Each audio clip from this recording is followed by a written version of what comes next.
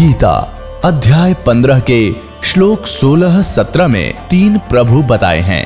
ये 3 प्रभु कौन हैं? किस प्रभु की शरण में जाने के पश्चात जन्म और मरण समाप्त हो सकता है? 3 प्रभुओं में सबसे उत्तम परमात्मा कौन है? कैसा है? उसका क्या नाम है? इन सभी गूढ़ रहस्यों को जानने के लिए अवश्य सुनिए जगत गुरु तत्वदर्शी संत रामपाल जी महाराज के अमृत वचन। सतगुरुदेव की जय। बंदी छोड़ कबीर परमेश्वर जी की जय। बंदी छोड़ गरीबदास जी महाराज जी की जय। स्वामी रामदेवानंद जी गुरु महाराज जी की जय।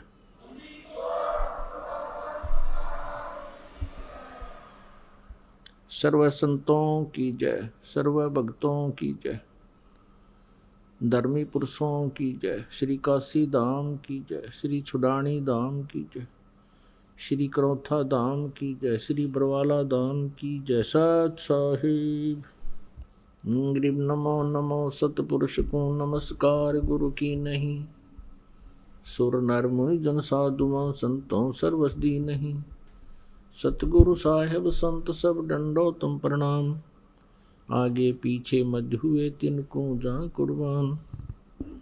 नराकार निर्विषम काल जाल वैवंजनम। निर्लेपम निज निर्गुणम अकल अनुपवेशुंधुनम।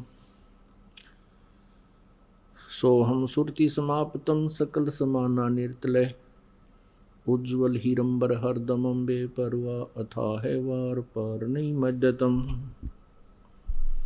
गरीब जो सुमर सिद्ध होई गणनायक गलताना। करो अनुग्रह सोई पारस पद परवाना। आदि गणेश मनाऊं गणनायक देवन देवा। चरण कमल लो लाऊं आद्यंत करूं सेवा। परम शक्ति संगीतम रिधि सिद्धि दाता सोई। अवगत गुण अतीतम सतपुरुष निर्मोही। जगदम्बा जगदीशम मंगल रूप मुरारी। तन मन अर्पुं शीशम भक्ति मुक्ति भंडारी। सुर नर मुनि जन ध्यावे ब्रह्मा विष्णु महेशा। शेष शेष मुख गावे पूज्य आदि गणेशा। इंद्र कुबेर सरीखा वरुण धर्म राय धामे। समर्थ जीवन जी का मन इच्छा फल पावे। 33 कोटि अधारा ध्यावे से 88। उतरे भव जल पारा कट है यम की फांसी। 33 कोटि अधारा ध्यावे से 88। उतरे भव जल पारा कट है यम की फांसी। कर जोरूं विनती करूं धरूं चरण पर शीस। गुरु जी राम देवानंद जी महाराज ने दियो नाम बख्शीश। कोटि कोटि सिजदा करूं कोटि कोटि प्रणाम। चरण कमल में राखियो मैं बंदी जाम गुलाम। कुत्ता हूँ गुरुदेव का रामपाल दास का नाम। गले प्रेम की जेवड़ी जहाँ खेचो वहाँ जाम। तो करो तो बावड़ू दूर दूर करो तो जाऊं। जो राखो तो ही रहूं जो देवो सो खाऊं।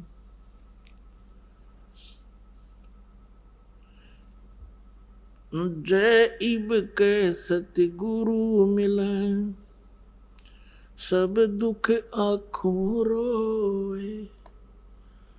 चरणों ऊपर शीस धरूं कहूँ जो कहनी हो। कबीर साईं मिलेंगे पूछेंगे कुशलात। आदि अंत की सब कहूँ, अपने दिल की बात। गुरु जी तुम ना भूलियो, चाहे लाख लोग मिल जाएं, हमसे तुमको बहुत हैं, तुम जैसे हमको नहीं। तुमरे विसारे क्या बने, मैं किसकी शरण में जाऊं। शिव बिरंच मुनि नारदा, तिनके हृदय ना समाऊं। आवे गुण किए तो बहुत किए,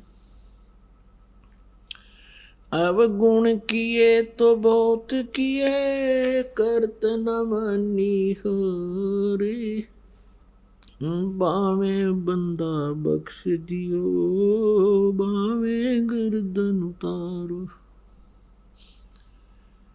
अब गुण मेरे बाप जी, बख्शो गरीब नवाज। जो मैं पूत कपूत हूँ, बोर पिता को लाज। मैं अपराधी जन्म का, नख से बरे विकार। तुम दाता दुख भंजना, मेरी करो संभार। सूरत करो मम साइया, हम हैं भव जल माही। आप ही बैजाएंगे, जो तुम न पकड़ोगे बाह। हे बंदी छोड़ दयाल जी, तुम तक हमारी दौड़े। जैसे कागज जहाज का, सूजत और न ठोरे।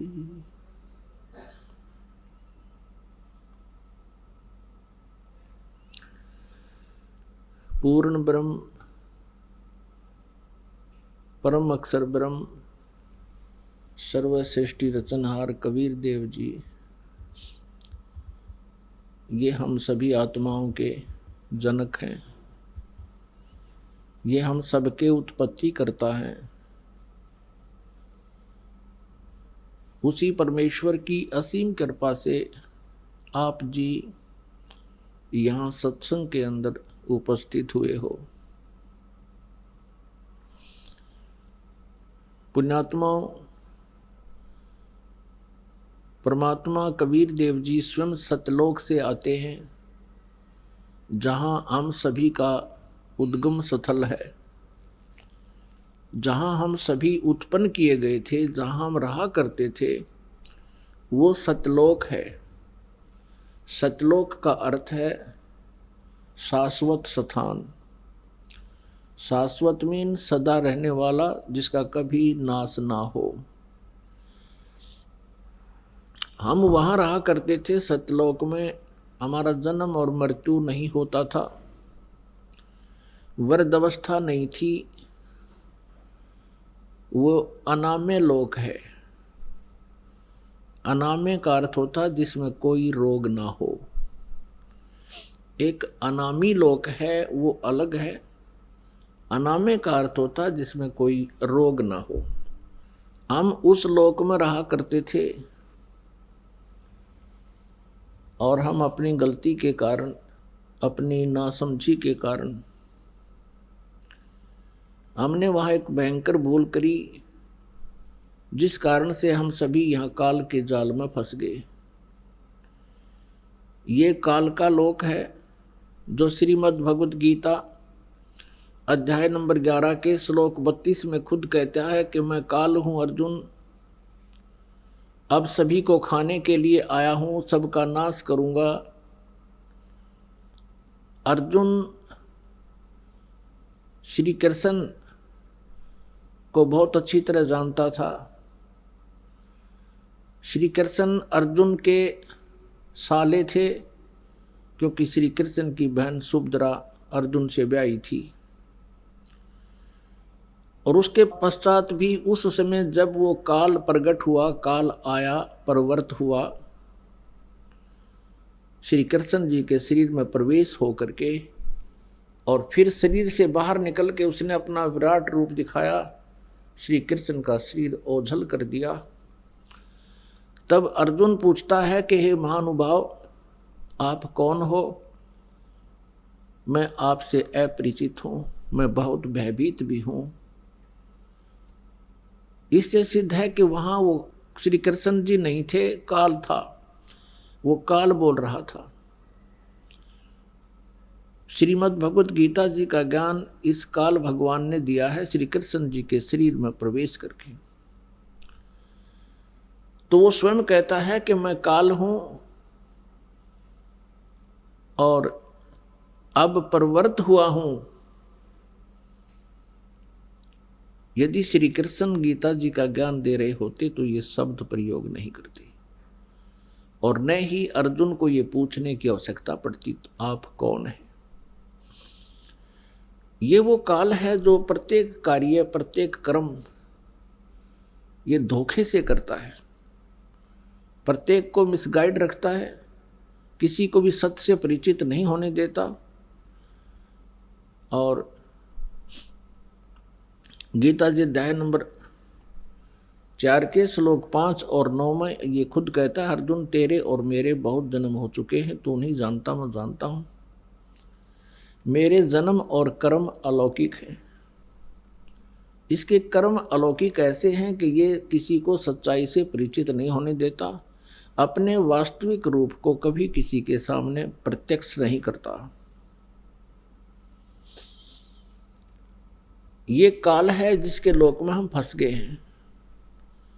और ये स्वयं अर्जुन कह रहा है, क्योंकि वो श्री कृष्ण मान रहा था उनको, कह रहा है कि हे भगवान, आप तो देवताओं को भी खा रहे हो। 11वें अध्याय के 21वें श्लोक में आप ऋषियों को भी खा रहे हो और वो आपसे ही मंगल कामना कर रहे हैं, प्रार्थना कर रहे हैं अपनी सुरक्षा की, आप उन्हें भी खा रहे हो। कुछ आपकी दाढ़ों में लटके हुए हैं, सब के सब आपके मुख में समा रहे हैं। तो 11वें अध्याय के 32वें श्लोक में कहता है, अर्जुन मैं काल हूं, मैं अब परवर्त हुआ हूं और तू ना युद्ध करेगा तो भी मैं इनको मार डालूंगा, मैंने इनको खाना है। तो ये लोक इस काल का है और यहां जन्म और मृत्यु कंपलसरी है, क्योंकि इसको काल भगवान को एक श्राप लगा हुआ है 1 लाख मानव शरीरधारी प्राणियों का नित आहार करने का। पुण्यात्माओं, जैसे ये स्थूल शरीर तो यहाँ रह जाता है, हम तो इसके काम लगे रहते हैं। कोई जमीन में गाड़ देता है, कोई सवा कर देता है, संस्कार कर देता है, जला देता है, कोई जल प्रवाह कर देता है, कोई वैसे जंगल में डाल देता है। ये स्थूल शरीर को नहीं खाता, इसके अंदर सूक्ष्म शरीर है और सूक्ष्म शरीर के अंदर पूरे जीवन में मनुष्य शरीर के अंदर जितने भी ये व्यसन करता है, आहार करता है, उसका सूक्ष्म तत्व समावेश हो जाता है सूक्ष्म शरीर में। और उस सारे 1 लाख मानव शरीरधारी प्राणियों को तपतशिला के ऊपर एक बहुत बड़ी तपतशिला माने अपने आप गर्म एक तवे जैसी पत्थर की टुकड़ी है, उसके ऊपर डाल देता है। वो स्वतः गर्म रहती है, बहुत बहुत गर्म होती है और सभी प्राणियों को उसके ऊपर डाल देता है। फिर वो वहाँ प्राणी ऐसे तड़प तड़प कर जैसे खील बुनिया करें, ऐसे चटक पटक करते हैं और वो मरते नहीं। सूक्ष्म शरीर में पीड़ा बहुत होती है, सब तौबा बोल जाते हैं। उनसे निकले हुए गंध को वो काल खाता है। अपने आत्माओं, जिसका उद्देश्य ही यहाँ खाना है, मारना है और इसीलिए जन्म और मृत्यु यहाँ कंपलसरी है, तो ऐसे लोक में हम रह रहे हैं। अब ये गीता ज्ञानदाता ज्योत स्वरूपी निरंजन भी कहलाता है। ये 21 ब्रह्मांड का स्वामी है, 21 ब्रह्मांड का मालिक है, प्रभु है, राम है। इसको ब्रह्म भी कहते हैं, ब्रह्म, और इसी को सरपुरुष भी कहते हैं, जो गीता जी अध्याय नंबर 15 के श्लोक 16 और 17 में 3 पुरुष बताए हैं। एक सरपुरुष, सरपुरुष ये खुद है, ये ज्योत स्वरूपी निरंजन भी कहलाता है, ये काल भी कहलाता है। और एक अक्षर पुरुष, अक्षर पुरुष 7 शंख ब्रह्मांड का स्वामी है, 7 शंख ब्रह्मांड का स्वामी, 7 शंख, नील पद्म शंख, वो अक्षर पुरुष कहलाता है। अक्षर का अर्थ होता है जिसका नाश ना हो, अविनाशी। लेकिन वास्तव में ये अक्षर पुरुष, जिसे परब्रह्म भी कहते हैं, ये भी अविनाशी नहीं है, इसकी भी आयु सीमा है। इसीलिए गीता जी अध्याय नंबर 15 के श्लोक 17 में कहा है कि उत्तम पुरुष तु अन्य परमात्मा इति उदाहरते, यह लोक तरम आविश्य विवर्ती अवैश्वर है। उत्तम पुरुष, जैसे गीता जी अध्याय नंबर 15 के श्लोक नंबर 16 में 2 पुरुष बताए, सरपुरुष और अक्षर पुरुष, और साथ में ये भी निर्णय दिया है कि इनके तथा इनके अंतर्गत जितने भी प्राणी हैं ये सभी नाशवान हैं, और जीवात्मा किसी की मरती नहीं, वो अमर है। इसलिए 17वें श्लोक में 15वें अध्याय के तुरंत कहा है कि उत्तम पुरुष तु अन्य, यानी पुरुषोत्तम, पुरुष उत्तम, उत्तम पुरुष, उत्तम माने श्रेष्ठ, पुरुष माने प्रभु, यानी अच्छा भगवान। तो इसका मतलब है कि दोनों अच्छे नहीं है, सरपुरुष भी और अक्षर पुरुष भी। इसलिए उत्तम पुरुष अन्य बताया है और उसी को परमात्मा कहा जाता है, और वही तीनों लोकों में प्रवेश करके सबका धारण पोषण करता है, वो है वास्तव में अविनाशी परमात्मा। अब यहाँ ये भ्रमित संत ऋषि गुरु आपको भ्रमित कर सकते हैं। 15वें अध्याय के 18वें श्लोक में गीता जी में ये सरपुरुष गीता ज्ञानदाता कहता है कि मैं लोक वेद के आधार से पुरुषोत्तम प्रसिद्ध हूँ, क्योंकि मेरे अंतर्गत, मेरे 21 ब्रह्मांड में जितने भी प्राणी मेरे पराधीन हैं, उनसे मैं उत्तम हूँ, उनसे श्रेष्ठ हूँ, उनसे तगड़ा हूँ। इसलिए मैं पुरुषोत्तम नाम से प्रसिद्ध हूँ। केवल लोक वेद, लोक वेद माने दंत कथा, जो वास्तविक ना हो। जैसे हम अभी तक श्री ब्रह्मा जी, श्री विष्णु जी, श्री शिव जी को अजन्मा कहा करते थे, सुना करते थे। इनके कोई माता पिता नहीं, इनको सर्वेश्वर, महेश्वर, मृत्युंजय, कालज्य, सर्वेश्वर कहा करते थे। ये लोक वेद था, ये दंत कथा थी। वास्तव में इनके इतिहास में लिखा है, इनकी जीवनी में लिखा है कि नासवान है और इनकी जन्म मृत्यु होती है। इनकी माता दुर्गा है और पिता ज्योति निरंजन काल, ये सरपुरुष है। ये स्वयं भी स्वीकार करता गीता जी अध्याय नंबर 10 के श्लोक नंबर 2 में कि मेरी उत्पत्ति को न तो देवता जानते हैं, न ये सिद्ध पुरुष और न ये ऋषि जानते हैं, क्योंकि ये सभी मेरे से उत्पन्न हुए हैं। तो पुण्यात्मा, वो पुरुषोत्तम कोई और है, और वो पुरुषोत्तम रहता कहाँ है? वो शाश्वत स्थान में रहता है, सनातन परमधाम में रहता है, और वहां से चलकर आता है। हम सभी आत्माएं उस परम अक्षर ब्रह्म सत्य पुरुष कबीर देव जी की हैं। वो हम सबका पिता है, चींटी से लेकर हाथी, रंग से लेकर राजा तक। लेकिन यह काल ने हमें अपने स्वरूप से ही अपरिचित करा दिया, हमारे वास्तविक ठिकाने से हमें गुमराह कर दिया। यहाँ जन्म मरण का विधान हमें फाइनल बता दिया, अपने आप को इसने निराकार सिद्ध करवा दिया। क्योंकि ऋषि महर्षियों ने परमात्मा पाने की चेष्टाएं की, क्योंकि आत्मा परमात्मा से बिछड़ने के उपरांत उसी दिन से इसकी खोज में लग गई, क्योंकि आत्मा को परमात्मा के अभाव का बहुत गहरा धक्का लगा। पुण्यात्माओं, जब तक आपके घर पर बिजली आई हुई है, बल्ब भी चल रहे हैं, कूलर भी चल रहे हैं, पंखा भी चल रहा है, और भी आवश्यक कार्य आप जो कर रहे हैं वो भी हो रहा है, और जिस समय वो बिजली चली जाती है फिर आपको उसकी आवश्यकता महसूस होती है, उसका अभाव आपको खटकता है, और सारा दिन कट लग जाए तो पसीने छूट जाते।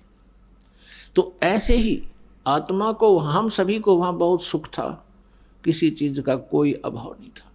जो ही हम इस काल के साथ यहाँ इसके लोक में आए, हमारा वो लाइट चली गई, परमात्मा से मिलने वाली राहत हमें समाप्त हुई, खत्म हुई, और हमारे जितने इन्वर्टर चार्ज थे जब तक वो चलते रहे तो हम सोचते रहे मौज हो रही है, और जब हमारे इन्वर्टर की बैटरी डिस्चार्ज हो गई फिर हम गधे और कुत्ते सुअर बना दिए गए इस काल के द्वारा, इस काल के लोग।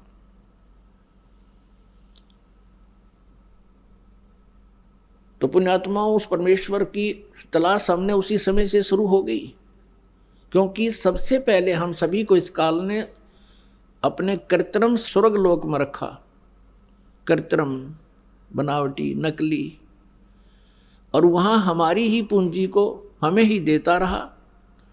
एक रेस्टोरेंट बना लिया इसने, हम जो वहाँ राम नाम की पूंजी लेकर आए थे उस रेस्टोरेंट में इसने हमसे छीन ली, और सुविधाएं जो देता था उसके चार्जिंग शुरू कर दिए, उसके चार्ज हमसे लेने शुरू कर दिए। जब हम कंगाल हो गए, पृथ्वी पर पटक दिए, कुत्ते और गधे सुअर बना दिए, और मनुष्य जीवन, एक मानव जीवन इसने हमें देना पड़ रहा है, क्योंकि इसको परमात्मा ने एक श्राप लगा दिया। यदि पुण्यात्माओं इसको परमात्मा श्राप नहीं देते परमेश्वर कबीर जी, तो यह हमें मनुष्य जीवन कभी नहीं देता, इस पृथ्वी पर पटक देता सजाएं भोगने के लिए, और ऊपर हमें कभी भी अपने मूल ठिकाने का पता नहीं लगता। ये रहम किया भगवान ने। तो वो परमात्मा, तो ऋषि महर्षियों ने परमात्मा के पाने का प्रयत्न किया। वेद परमेश्वर कबीर जी द्वारा दिए गए थे, 5 वेद। इस काल भगवान ने उनमें से 4 रख लिए, एक नष्ट कर दिया, 5वां वेद सूक्ष्म वेद। उस सूक्ष्म वेद के अंदर सभी जानकारी थी, हम कौन हैं, कहाँ से आए हैं, हम यहाँ कैसे फंसे हैं, और वापस सवलोक जाने का, अपने सतलोक जाने का कौन सा मार्ग है, कौन सी विधि है, कौन सी वे ऑफ वर्शिप है, पूजा की विधि है, उसमें पूरी डिटेल से लिखा हुआ है। जैसे गीता जी अध्याय नंबर 4 के श्लोक नंबर 32 में गीता ज्ञानदाता कहता है कि जो आपने ज्ञान सुना है अध्याय नंबर 4 के 25 से लेकर 31 तक, कोई कैसी साधना करता है, कोई देवताओं को पूजता है, कोई केवल योग अभ्यास ही करता है, कोई स्वाध्याय करता है, कोई अहिंसा के कठिन व्रत रखता है, मुंह पर पट्टी बांध ली, नंगे पैरों घूमना, ये सब साधनाएं कर रहे हैं, लेकिन अपनी अपनी साधना को ये पापनाशक ही जानते हैं। लेकिन चौथे अध्याय के 32वें श्लोक में कहा है कि वो वास्तविक इन यज्ञों की जानकारी, यज्ञ माने धार्मिक अनुष्ठानों की जानकारी सच्चिदानंद घन ब्रह्म की वाणी में, ब्रह्मणे मुखे, ब्रह्मणे मुखे माने सच्चिदानंद घन ब्रह्म यानी परम अक्षर ब्रह्म की वाणी में विस्तार से कहा गया है। उनके जानने से तू सर्वथा कर्म बंधन से मुक्त हो जाएगा। तो वो ज्ञान इस काल ने छुपा दिया और मूर्ख बनाने के लिए कह दिया कि तू किसी संतों से पूछ ले, मैं नहीं जानता। और जब परमात्मा आते हैं संत रूप में, वो मिसगाइड करता है सबको कि ये झूठा है, कपटी है, ये वेदों को नहीं जानता है, तो हम परमात्मा को पहचान नहीं पाते हैं, जिस कारण से हम काल के जाल में फंसे रहे। तो यहाँ उन ऋषि महर्षियों ने इस काल के द्वारा भ्रमित किए हुए ज्ञान के आधार से, लोक वेद से और तथा इन 4 वेदों के आधार से, जिसमें इनकम्प्लीट स्पिरिचुअल नॉलेज है, जिनके अंदर अधूरा आध्यात्मिक ज्ञान है, उस ज्ञान को ही हम संपूर्ण मानकर उसी के आधार से हम साधनाएं करते रहे। ऋषियों ने ओम नाम को सुप्रीम नाम मान लिया, मंत्र अंतिम, और ब्रह्म का जाप बताते रहे। और ओम नाम की साधना से क्या होता है? ब्रह्मलोक प्राप्ति होती है। गीता जी अध्याय नंबर 8 के श्लोक नंबर 16 में कहा कि ब्रह्मलोक पर्यंत भी सभी लोग पुनरावर्ती में हैं। पुनरावर्ती का अर्थ है वहाँ गए हुए प्राणी भी पुनर्जन्म मृत्यु में आते हैं। वो शाश्वत स्थान नहीं है, वो सनातन परमधाम नहीं है, वो भी विनाश में आता है।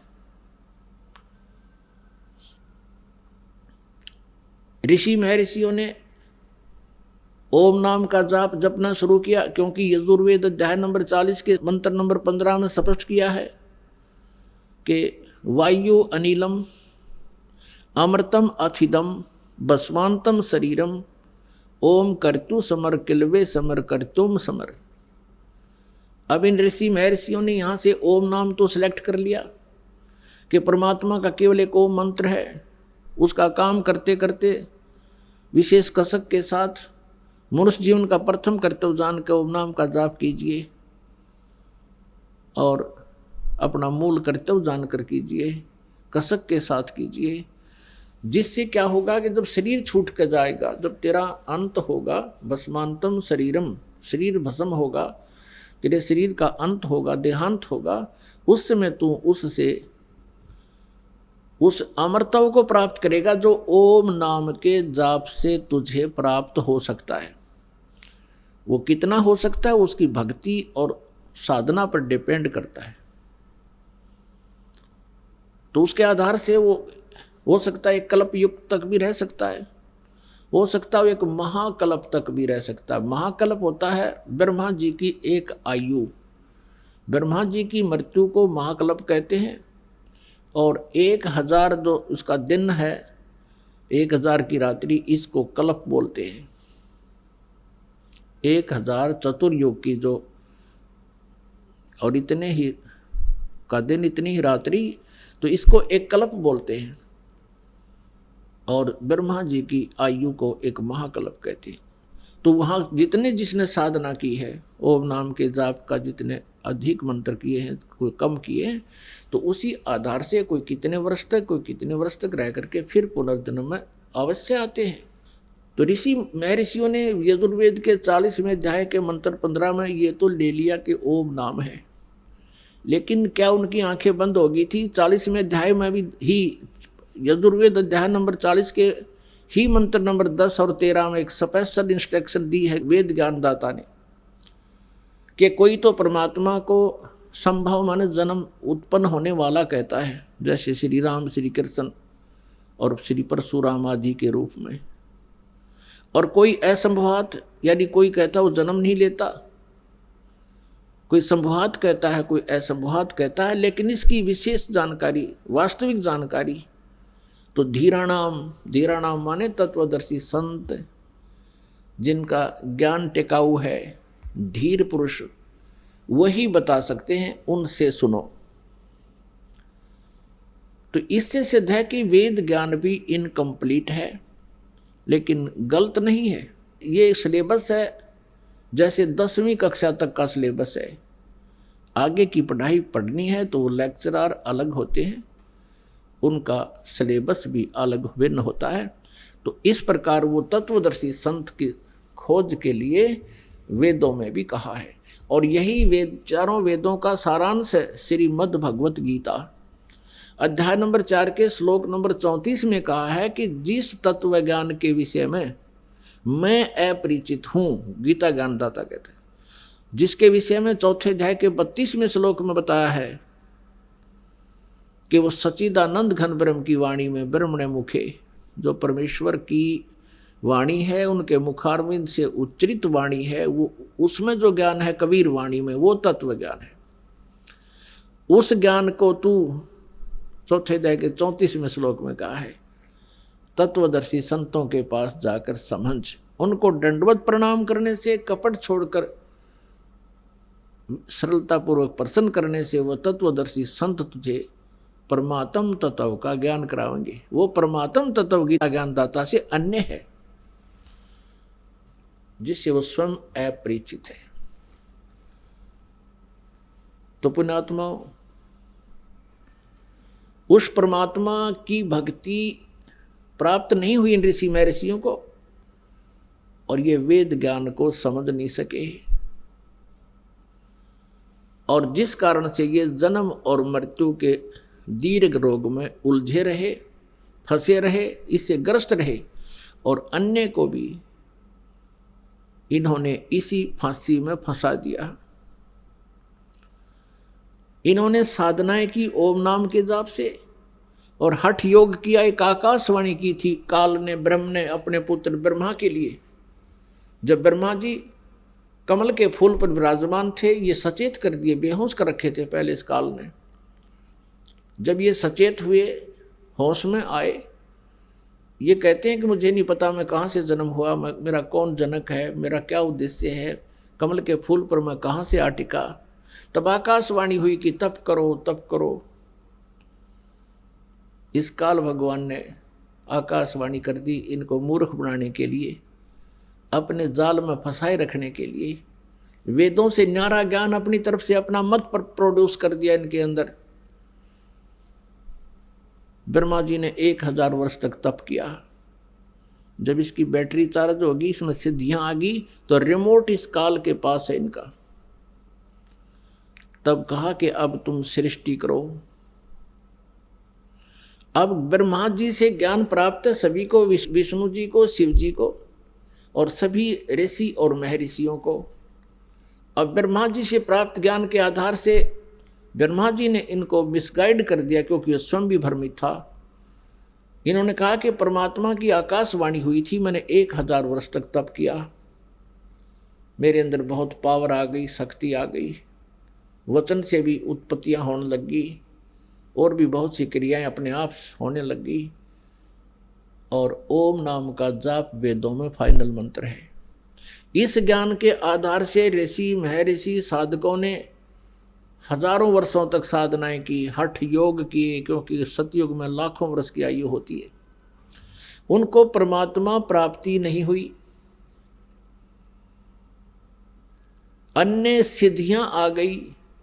उन सिद्धियों को प्राप्त करके ये स्वयं ही प्रभु पाक गए। जैसे दुर्वासा जी के पास सिद्धि थी, उसके वचन में इतनी शक्ति होगी, किसी का ये कह दे तेरा विनाश होगा, उसका विनाश हो जाता।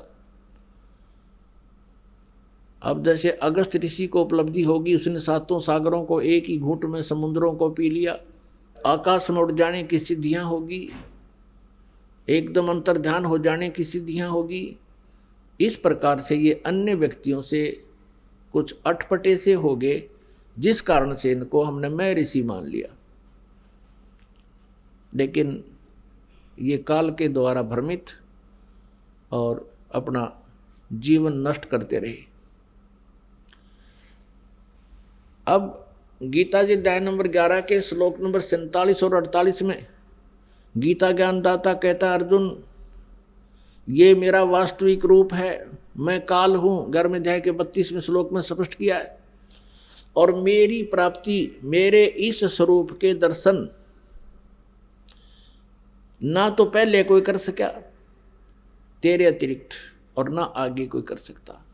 अब मैंने अपनी कृपा से तुझे ये सब कुछ, अपना शरीर, अपना रूप दिखाया है, और मेरी प्राप्ति यानी मेरे इस रूप के दर्शन, ब्रह्म की प्राप्ति ना वेदों में वर्णित विधि से, ना किसी जप से, ना तप से, ना किसी क्रियाओं से कभी नहीं हो सकती। तो इसने तो किल्ली काट दी, स्पष्ट कर दिया कि मेरी प्राप्ति यानी ब्रह्म प्राप्ति नहीं है। अब ऋषि महर्षियों ने वही जाप किए जो काल ने इनको दे रखे थे, उससे इन ब्रह्म प्राप्ति हुई नहीं। इन्होंने अपने अनुभव की पुस्तकें उपनिषद बना डाले। परमात्मा निराकार है, और किसी ने परमात्मा को साकार भी बताने की चेष्टा की तो क्या बताया कि जो भी आपको दृष्टि गोचर है, ये पृथ्वी, पहाड़, सूर्य, चांद, सितारे, ग्रह, ये परमात्मा का साकार रूप बता दिया। और आज तक यही अज्ञान आधार सबके अंदर भरा पड़ा था। अब पुण्यात्माओं, गीता ज्ञान दाता और वेद ज्ञान दाता ये ब्रह्म है। ये स्वयं कहता है कि उस परमात्म तत्व की जानकारी तो तत्वदर्शी संत बताएंगे, वो इन्हें मिला नहीं, वो इनको मिले नहीं, और मिले तो इन्होंने माना नहीं। क्योंकि परमेश्वर कबीर देव जी ये हमारे सबके मालिक हैं, और यही यहाँ हमें इस यथार्थ ज्ञान को, सूक्ष्म वेद को जो काल ने नष्ट कर दिया, समाप्त कर दिया, उसको पुनः देने के लिए, बताने के लिए आते हैं। तुम कौन हो, कहाँ से आए हो, तुम यहाँ किस लिए जीवित हो, एक पल में ना जाने किसकी मृत्यु हो जावे और तुम्हें मूर्ख बना रखा है। ये तुम्हारी कार है, ये तुम्हारी कोठी है, ये तुम्हारी संपत्ति है, और ऐसा नहीं करोगे तो डरा के रखता है ये मन सबको, इस आत्मा को भयभीत रखता है, तेरा विनाश हो जाएगा, तू ऐसा नहीं करेगा तो ऐसा हो जाएगा, सत्संग में जाएगा तो पीछे से हानि हो जाएगी। और वो हानि तो एक दिन होनी है, जब भगवान से दूर रहे तो मृत्यु हो जाएगी। फिर वो जिस लाभ के लिए सारा जीवन खो दिया वो परमानेंट खत्म हुआ। तो इन बातों को हमने गहराई से सोचना पड़ेगा। सत्संग में आने से आपको ज्ञान होता है, सत्संग में आने से आपको ज्ञान होता है, और वो परमात्मा द्वारा दिया हुआ, परमेश्वर द्वारा दिया हुआ ज्ञान उन्हीं की अमृतवाणी में आपको सुनाया जाता है, जो सच्चिदानंद घन ब्रह्म की वाणी है, जो पांचवा वेद है। उसके आधार से परमात्मा हमें बताते हैं कि तुम जो साधनाएं करते हो, जिस लोक में रह रहे हो, ये काल का लोक है, और यहाँ कोई भी प्राणी सुखी नहीं है। परमात्मा स्वयं आए, कबीर देव जी चारों युगों में आते हैं। सतयुग में सत्सुकृत नाम से प्रसिद्ध होते हैं, और पूरे युग में सत्सुकृत नाम के महापुरुष के नाम से जाने जाते हैं, ऋषि के नाम से। त्रेता युग में मुनिंदर नाम से उनकी प्रसिद्धि होती है, और द्वापर युग में करुणा में नाम से, और कलयुग के अंदर उन कबीर नाम से, उनके वास्तविक नाम से ही वो प्रकट होते हैं। यही नाम रखवाते हैं जो उनका वास्तविक नाम है, कबीर देव, कबीर साहब। अपनात्मा परमात्मा वैसे भी अन्य कई रूपों में प्रकट होते रहते हैं, लेकिन कबीर देव जो उनका नाम है, ये इस युग में प्रसिद्ध रहेगा। इसके इक्विवेलेंट और कोई प्रसिद्धि परमात्मा की नहीं होगी। परमात्मा के ज्ञान के प्रचार बहुत कुछ होंगे, उससे हमें लाभ भी बहुत मिलेगा, लेकिन परमात्मा का नाम कबीर देव ही चलेगा कलयुग में। तो चारों युगों में आकर के परमेश्वर ने ज्ञान तो हमें दिया, लेकिन इस काल ने हमें स्वीकार नहीं करने दिया। अब वो परमेश्वर अपने सतलोक शाश्वत स्थान से चलकर आते हैं, सनातन परम धाम से चलकर आते हैं। उस सनातन परम धाम में, सतलोक में कोई कष्ट प्राणी को नहीं होता। वहाँ जरा और मरण नहीं है। जरा मीन बुढ़ापा, मरण मीन मृत्यु। वहाँ जरा मरण नहीं है, वहाँ कष्ट कोई नहीं किसी के शरीर में, किसी प्रकार की कोई टेंशन नहीं है। उस लोक में हमें जाने से लाभ होगा, सर्व सुख होंगे। उसका भेद काल ने छुपा दिया और ऑप्शन छोड़ दिया कि उसको तो तत्वदर्शी संत बता सकते हैं, उनसे पूछ लो, मुझे नहीं मालूम। अब परमात्मा सतलोक से चलकर गति करके आते हैं और अपनी प्यारी आत्माओं को अपने विषय में पुनः जानकारी देते हैं। हमने प्रभु की परिभाषा पढ़ रखी है कि वो निराकार है। परमात्मा आते थे, स्वयं कहते थे मैं परमेश्वर हूँ, सारी सृष्टि का रचनहार हूँ, मेरा नाम कबीर है। कबीर देव जो वेदों में तुम कबीर देव पढ़ते हो वो मैं ही हूँ, और कुरान शरीफ में जो तुम अल्लाहु अकबर कबीरा खबीरा पढ़ते हो वो भी मैं ही हूँ। मेरी ही महिमा का गुणगान है। लेकिन सभी धर्मों के धार्मिक व्यक्ति भ्रमित हैं, सभी परमात्मा को निराकार मान रहे हैं और प्रत्येक ने शास्त्रविद साधना करके कंप्लीट साधना ना मिलने से, पूर्ण साधना ना मिलने से, भक्ति ना मिलने से बहुत कुछ ट्राई की, प्रयत्न किए,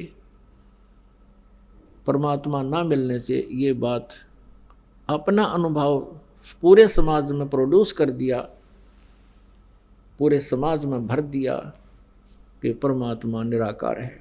तो परमेश्वर सतलोक से चलकर आते हैं, सनातन परमधाम से चलकर आते हैं, जहाँ जाने के बाद प्राणी को फिर कष्ट नहीं होता। इसी का समर्थन गीता ज्ञानदाता 18वें अध्याय के 62वें श्लोक में कहता, अर्जुन तो सर्वभाव से उस परमेश्वर की शरण में जा, उसकी कृपा से तू परम शांति को और सनातन परम धाम को प्राप्त होगा। परम शांति को ओए होए और सनातन परम धाम को प्राप्त होगा। अपने विषय में कहता है अर्जुन 7वें अध्याय के 5 और 7वें अध्याय के गीता जी के 7वें अध्याय के 5 और 7 श्लोक में अपने विषय में कहता है अर्जुन मेरी भक्ति कर तो मुझे ही प्राप्त होगा, लेकिन युद्ध तो करना ही पड़ेगा। युद्ध भी कर, मेरा स्मरण भी कर। गीता जी अध्याय नंबर 8 के श्लोक नंबर 1 में अर्जुन ने पूछा कि हे भगवान, आपने गीता अध्याय नंबर 7 के श्लोक 29 में कहा है कि उस तत्परम से परिचित और पूरे अध्यात्म ज्ञान से परिचित, सभी कर्मों से परिचित प्राणी केवल जरा और मरण से छूटने का ही प्रयत्न करता है, इस संसार की किसी भी वस्तु की इच्छा नहीं रखता। अब अर्जुन पूछता है 8वें अध्याय के प्रथम श्लोक में, किम तत्ब्रह्म, वो तत्ब्रह्म क्या है। 8वें अध्याय के 3 श्लोक में गीता ज्ञानदाता कहता है वो परम अक्षर ब्रह्म है। गीता जी अध्याय नंबर 15 के श्लोक नंबर 1 से 4 और 16-17 में ये बहुत विस्तार से जानकारी दी गई है। तत्वदर्शी संत की पहचान भी बताई गई है कि उल्टे लटके हुए संसार रूपी वृक्ष के सभी विभाग जो बता देगा। जैसे अक्षर पुरुष एक पेड़ है, निरंजन वा की डार, निरंजन कहते हैं सर्व पुरुष को। दूसरे शब्दों में हम कहें कि अक्षर पुरुष एक पेड़ है, सर्व पुरुष वा की डार और तीनों देवा शाखा हैं ये पात रूप संसार। पेड़ हम कहते हैं जो जमीन से बाहर दिखाई देता है, पृथ्वी से बाहर दिखाई देता है, उसको पेड़ बोलते हैं, वृक्ष बोलते हैं। और जमीन में जो गुप्त है, प्रोक्ष है, वो जड़ है, वो मूल है, वो परम अक्षर ब्रह्म है जो प्रोक्ष है। यजुर्वेद अध्याय नंबर 40 के श्लोक नंबर 17 में ये गीता ज्ञानदाता अपनी भी जानकारी देता है कि मैं तो ऊपर खम ब्रह्म, अहम खम ब्रह्म ओम, मेरा ओम नाम है। और खम माने ऊपर स्वर्ग में, यानी अंतरिक्ष में, स्वर्ग में, महास्वर्ग में, यानी ब्रह्मलोक में मैं रहता हूँ। और वो परमात्मा, पूर्ण परमात्मा तो गुप्त है, प्रोक्ष है। तो यहाँ गीता जी अध्याय नंबर 15 के श्लोक नंबर 1 में लिखा कि ऊपर को जड़ वाला, नीचे को तीनों गुण रूपी शाखा वाला, ये उल्टा लटका हुआ संसार रूपी वृक्ष है। और जो संत इसके सभी विभाग बता देगा, पत्तों सहित, जड़ से लेकर पत्तों तक, भाई तना कौन भगवान है फॉर एग्जाम्पल है, और जड़ कौन भगवान है इस संसार रूपी वृक्ष की।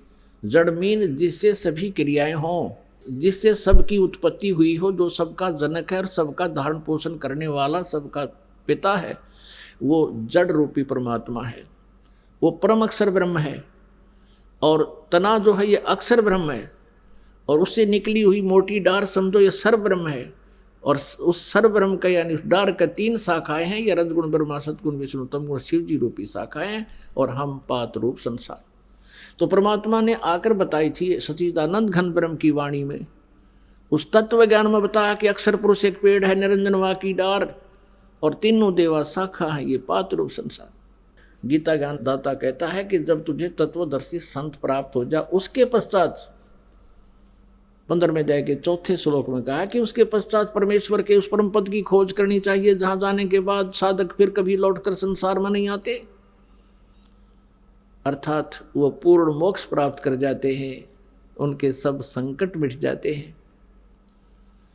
और फिर कहता है कि जिस परमेश्वर ने अपने से अन्य परमेश्वर के बारे में कह रहा है कि जिस परमेश्वर से संसार रूपी वृक्ष की प्रवृत्ति विस्तार को प्राप्त हुई है, अर्थात जिसने सभी ब्रह्मांडों की रचना, सभी आत्माओं की रचना की है, और उसी की भक्ति कर, नथिंग एल्स। गीता ज्ञानदाता कहता है कि उसी की भक्ति कर, मैं भी उसी की शरण में हूं और सबकी पूजाएं त्याग दे तू। 15वें अध्याय के 16 और 17 में 3 प्रभु, सरपुरुष, अक्षर पुरुष और परम अक्षर पुरुष, सर्वब्रह्म, अक्षर ब्रह्म, परम अक्षर ब्रह्म, इन तीनों की जानकारी विस्तार से है। पुण्यात्माओं, गीता जी अध्याय नंबर 7 के श्लोक नंबर 5 और 7 में गीता ज्ञानदाता कहता है, मेरी भक्ति कर मुझे प्राप्त होगा, लेकिन शांति कति नहीं, युद्ध भी करना होगा, युद्ध भी कर, मेरा स्मरण भी कर। और यदि गीता जी अध्याय नंबर 18 के श्लोक नंबर 62 में कहा कि तुम परम शांति चाहिए, सनातन परम धाम चाहिए, तो उस परमेश्वर की शरण में जा। किसकी में? परम अक्षर ब्रह्म की शरण में जा। अपनी साधना बताता 8वें अध्याय के 13वें श्लोक में गीता जी में कि ओम इति एकाक्षरम ब्रह्म व्यवहारन माम अनुस्मरण ये प्रयाति तदंदेहम स याति परमाम गतिम। माम ब्रह्म, मुझ ब्रह्म का केवल एक ओम मंत्र है, नथिंग एल्स। और इसका सुमरण कर अंतिम श्वास तक। इससे ओम नाम से मिलने वाली परम गति यानी ब्रह्मलोक प्राप्ति होगी। लेकिन ब्रह्मलोक में गए हुए प्राणी भी फिर जन्म मृत्यु में आते हैं, पूर्ण मोक्ष नहीं। गीता जी अध्याय नंबर 8 के श्लोक नंबर 16 में। यहाँ अनुवादकर्ताओं ने थोड़ी सी गड़बड़ी कर रखी है। उन्होंने अनुवाद ये कर दिया कि ब्रह्मलोक पर्यंत, ये तो ठीक कर दिया कि गए हुए प्राणी भी पुनर्वर्ती में है। अनुवाद उन्होंने वहाँ कर गलत कर रखा है कि मुझे प्राप्त प्राणी का फिर पुनर्जन्म नहीं होता। नहीं, उसका अर्थ ये बनता है कि जो ये नहीं जानते कि ब्रह्मलोक पर्यंत भी सभी पुनरावर्ती में है, वो मुझे प्राप्त भी पुनर्जन्म को प्राप्त होते हैं। न विद्यते, विद्य का जानना होता है, जानना भी होता है। एक अक्षर का केवल एक ही अर्थ नहीं होता। इन्होंने विद्य माने नहीं होता, ये विद्य माने होना लिख दिया। विद्य माने जानना भी होता है। तो ये नहीं जानते जो कि मेरे प्राप्त प्राणी भी का पुनर्जन्म होता है, तो वो ब्रह्मलोक तक जाते हैं, वहां जाकर भी फिर वापस पुनरावृत्ति में ही रहते हैं। इसलिए तो उसने कहा कि मेरे और तेरे बहुत जन्म हो चुके हैं। 4थे अध्याय के 5वें और 9वें श्लोक में, 2रे अध्याय के 12वें श्लोक में गीता जी में स्पष्ट किया है इसने। और 10वें अध्याय के 2रे श्लोक में कि मेरी उत्पत्ति को, मेरा जन्म तो होता है, लेकिन मेरे जन्म को ये ऋषि, महर्षि, ब्रह्मा, विष्णु, महेश, ये ऋषि नहीं जानते, क्योंकि ये मुझसे उत्पन्न हुए। अब पिता के जन्म को संतान नहीं बता सकती, पिता के जन्म को दादाजी बता सकते हैं। तो उस दादाजी ने, यानी हम सबके मालिक ने, कबीर देव ने, परम अक्षर ब्रह्म ने स्वयं यहाँ आकर के ये सर्व ब्रह्मांडों की रचना कैसे हुई और वो सब ज्ञान सृष्टि रचना में हमें बताया। लेकिन हमने लोकवेद बहुत सुन रखा था, परमात्मा के इस यथार्थ ज्ञान को हम स्वीकार करने में असमर्थ रहे। अब परमात्मा ने हमें समर्थ कर दिया, हमें शिक्षित कर दिया। हम काल के द्वारा भ्रमित उन ऋषि गुरुओं पर आधारित नहीं रहे, हम स्वयं अपने सदग्रंथों को पढ़ और पढ़ा रहे हैं और भगवान को पहचान रहे हैं। परमात्मा का पहचानना कठिन है, परमात्मा का पाना, मोक्ष कराना बहुत आसान है। अब यहाँ गीता अध्याय नंबर 17 के श्लोक नंबर 23 में कहा कि ओम तत्सत इति निर्देश है ब्रह्मणे त्रिविध समर्थ। ब्रह्मणे माने सच्चिदानंद घन ब्रह्म का, के स्मरण का, उसके पाने का 3 मंत्र का जाप है। ओम तत्सत, ओम तो सरपुरुष का, ब्रह्म का, और तत् और सत ये सांकेती है, ये अक्षर पुरुष का है। और सत भी सांकेती का, ये परम अक्षर पुरुष का, परम अक्षर ब्रह्म का। इन तीनों मंत्रों के जाप से परमात्मा प्राप्ति होएगी।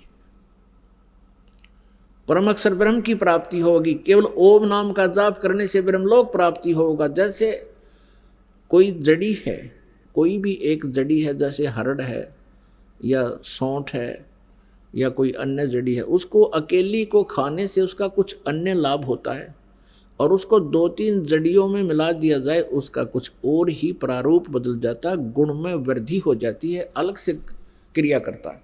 तो ऐसे ये अकेला ओम का नाम जब जाप किया जाता है तो वो ब्रह्म लोक तक प्राप्ति होती है, ब्रह्म तक की परम गति को प्राप्त होता है।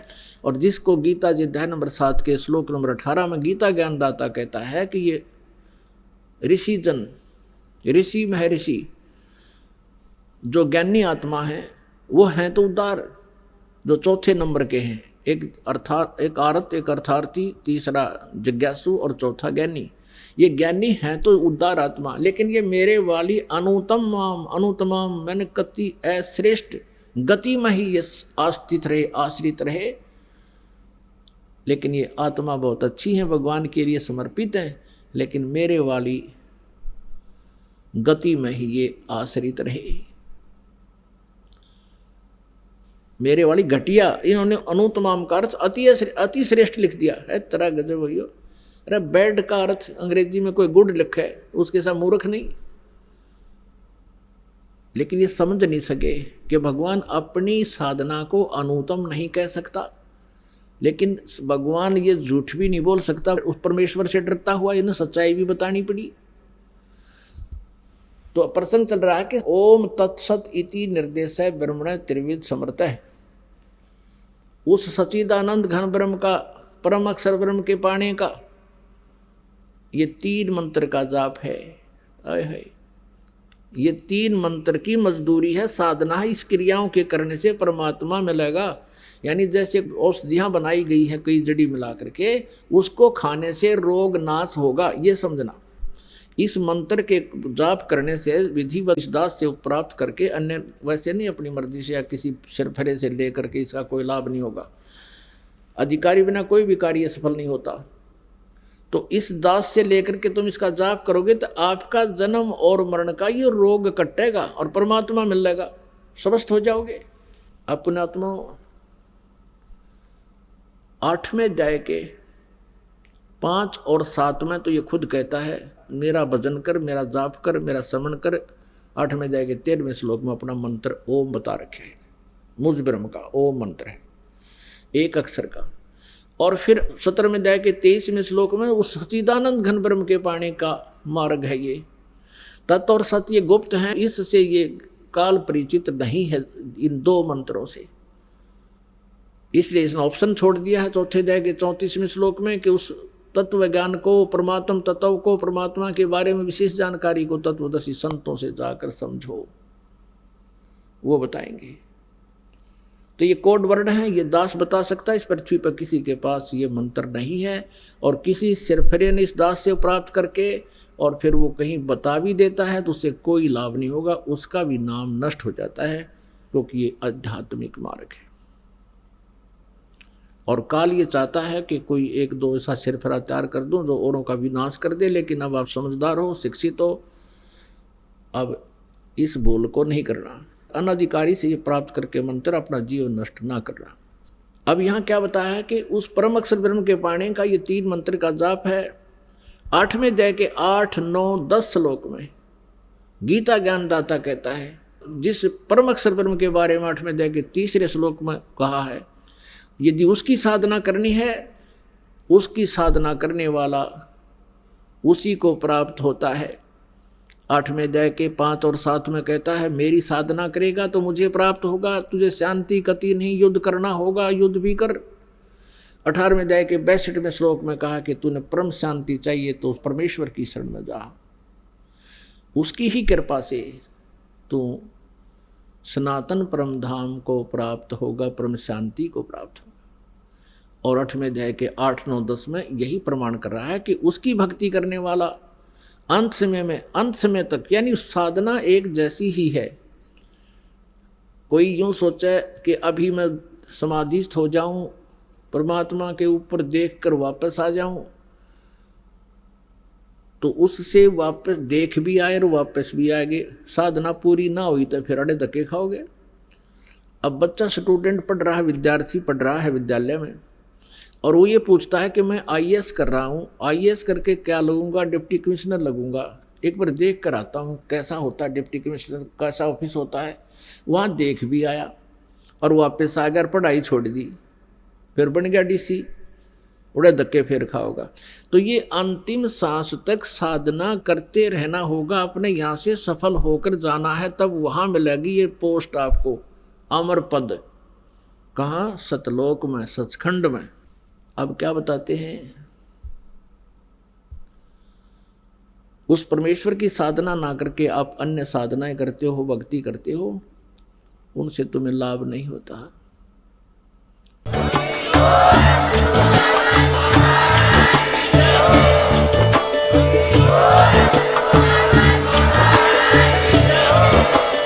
आप सुन रहे थे जगत गुरु तत्वदर्शी संत रामपाल जी महाराज जी के मंगल प्रवचन। अधिक जानकारी के लिए विजिट कीजिए हमारी वेबसाइट www.jagatgururampalji.org। संत रामपाल जी महाराज जी के शुभ आशीर्वाद से पूरे विश्व भर में 500 से भी ज्यादा नाम दीक्षा केंद्र हैं, जिन पर संत रामपाल जी महाराज जी द्वारा ऑनलाइन निशुल्क नाम दीक्षा दी जा रही है। अपने नजदीकी नाम दीक्षा केंद्र का पता करने के लिए संपर्क करें 8222880541।